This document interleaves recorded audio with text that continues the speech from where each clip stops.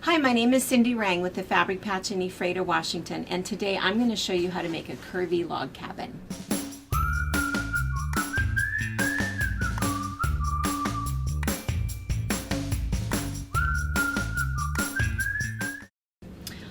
All right, so we have already done a class, and I think there's lots of different classes about how to make a log cabin quilt, so we're not really necessarily going to cover that today. I just want to show you what the difference is, and if you've already made log cabin quilts, I just want to show you what a cool option it is if you make a curvy log cabin. And a curvy log cabin uses 2.5-inch strips and 1.5-inch strips. So, couple things. First of all, if you really do need a pattern or some ideas, there's two different books that we would recommend. One is this one. It's called Log Cabin Variations. It shows 9 different variations with log cabin quilts, and one of them, you'll see this. We are also doing videos that are featuring our shop samples. We're doing kind of a trunk show. And so this is always kind of fun when you do a log cabin where you put all of your lights together and it creates an opportunity for applique. So you'll see this multiple times in our shop because we love log cabin quilts. The other one is, I'm just going to show you, this is what a curvy log cabin will do. So it's still just a regular log cabin block, but look at what happens when you actually create a thick and a thin strip. What happens is it causes things to move just a little bit. So you end up with curves without doing the curved seam, which is really, really nice. So this one has a couple variations in it. This book is all about curvy log cabins. Gives you multiple patterns in here, and it talks you through step by step exactly how to do it. So it does show you how to construct your blocks if you've not yet done a log cabin quilt, and then it gives you all of the patterns for how you're going to go ahead and put them together. So these are two suggested options for you if you want something that's printed, but I'm just going to talk you through what I did, and I'm going to show you a couple of fun things. So for me personally, I like the idea of having pre-cuts. So I might use a purchased pre-cut, or I might take my stash and cut everything into 2.5-inch strips, 5-inch squares, 10-inch squares, just so that whenever I do have a pre-cut pattern that I want to use, I can go ahead and pull out things that have already been cut up from my stash. It does end up being scrappy, but sometimes that's most of the fun with it. So for this particular one, this was purchased pre-cuts because these are 1.5-inch strips, and it's what Moda calls a honey bun. So already pre-cut for you. This one happens to be a Blooming Bunch is the name of the line that we used. We also at this moment in time, we do have this one, and I think this one is called Zoology. It's kind of a fun, almost more of a pastel one. And then this one is called Holly Tree Farm, and this one is a really fun, bright Christmas one. So that's what we currently have in the 1.5-inch strips. We get them all the time. We just tend to sell out fairly quickly. So if you did it this way, if you have a 1.5, then you just need 2.5-inch strips of whatever else you want to be your opposite side. And again, you can get a pre-cut jelly roll out of just white, out of cream, out of gray, out of black. And so again, you can get everything pre-cut. And with one pre-cut roll of 2.5-inch strips and one roll of 1.5-inch strips, you can get 36 blocks. And that's what I'm going to show you today. If you want to make it bigger, just get a couple of each or add from your stash.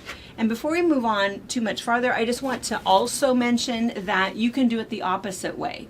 So you'll see that what we did is we put all of the color in the smaller parts of it just to do something a little bit different, but you can do it the opposite way. You can have all of your color in your 2.5-inch jelly roll over here, and then here you can do your 1.5-inch of your solid color. And in fact, we have in stock black 1.5-inch rolls and white 1.5-inch rolls. So again, same idea, one of these, and the 1.5-inch rolls, I think these are like 28 bucks and these are like 39 or something. So everything is pre-cut, totally pre-cut, ready to go. So you can do it the opposite way. Choose one of these and a white one for a really bright one. All right, so we're gonna go on Your block will look like this. Very simple. So again, however you're going to construct it, whether you construct it, I like Eleanor Burns's method where it's just a quilt in a day and you just zoom it around that square, or if you like to pre-cut everything, it doesn't matter, but this is what your curvy block looks like. You might choose a pattern, and in some of these, they will have some that are thick, and then maybe the bright ones are sometimes the thick ones. And so you'll see that they might mix it up and you'll have half of one and half of another depending upon the pattern that you're choosing. But for today, we're just going to play on the board behind me, and I'm going to show you all of the things that you can do with a Curvy Log Cabin block. Okay, so I have these arranged. I'm going to step back for a minute. So this one is called the barn raising pattern. And again, you can really see all of that curviness.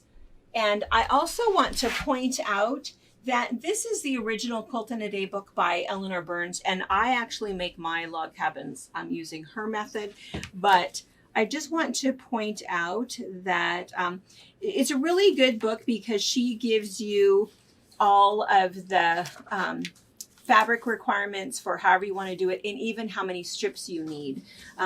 All of her math requirements are based on a 2.5-inch strip. But what's really cool is back here in the back of the book, she shows you all of the options with what you can do with your log cabin blocks, all of the ways that you can arrange your quilt, because there's so many different options. Did you get that? I'm going to show you just a couple more while we have it still up.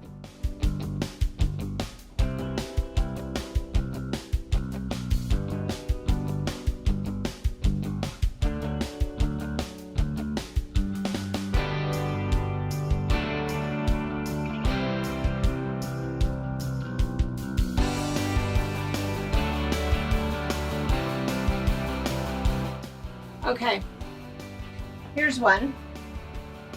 So again, you can see all of the curves as they go down. What is really fun about a quilt like this is the quilting options. If it's something where you really want to be putting some other feathers or different things in there. Okay, I'm going to do just a couple more.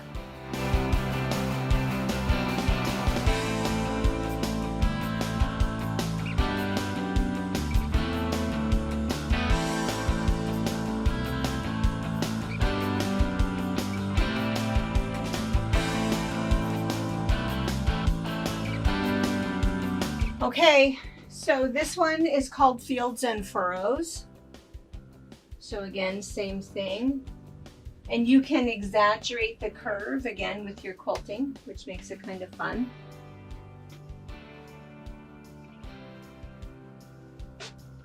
I'm going to do one more.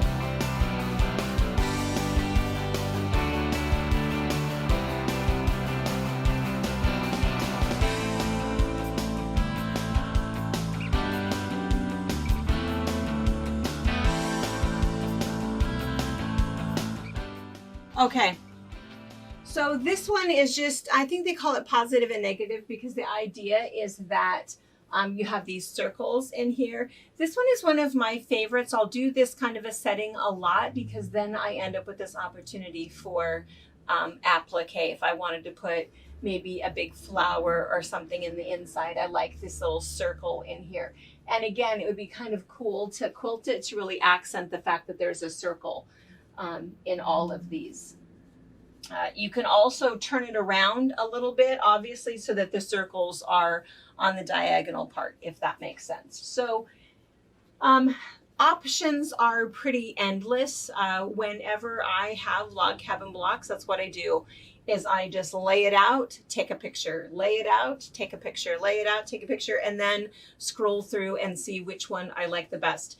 If you don't know what we use back behind here, this is this flannel grid. It comes 54 inches wide. We put it on a foam core insulation board. We use about 2¼ yards of it, wrap it around after we've cut the board to 6 feet. And we do have a video we'll link below to show you how to use that. But it does make a difference so that then you can lay everything out and take a look at it. It's a little bit easier than laying it out on the floor and fighting with the cats who want to be all up in it. So anyway, obviously once we have figured out the design that we want, then we're just going to sew the whole thing together, add borders, and quilt as desired. But the whole point of this is to show you that option that if you really do like log cabin blocks and log cabin quilts, it's really fun just to change it up a little bit and put that really cool curve in there. And even if you haven't picked something different for a different sort of a design, like some of the things that you can see in this book, you can just take your basic log cabin blocks and play with them the way that you do your other log cabin blocks. So anyway, hope you found that this was helpful. Hope you enjoyed this and maybe make your next curvy log cabin. Thank you for watching our video. We invite you to leave a comment, hit the like button, or better yet, subscribe to our channel so you never miss an episode. You can also visit our Instagram, Twitter, Facebook, or Pinterest pages, or find all of those things and our online store at fabricpatch.net.